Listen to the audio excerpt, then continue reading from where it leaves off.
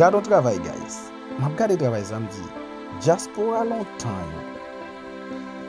Les diaspora voyage. Les diaspora fait ou aller travailler dans le pays ou aller exploiter le pays pour venir changer la caille. Et ça fait, nous sommes grâce à Delva, ils font des nous voyager dans notre pays, nous voyons comment le pays fonctionne.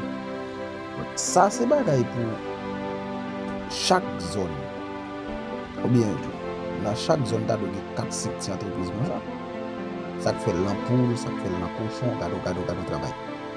Pour que ça ne soit pas ça là quand nous avons pays ça comme ça. Maintenant les diaspora voyage. C'est nous ça il y a le travail, c'est dans le jardin, c'est nous bonne valeur. C'est comme ça ne pas faire là. Nous là que chahier sur l'État mais nous coupables de nous aussi en tout cas.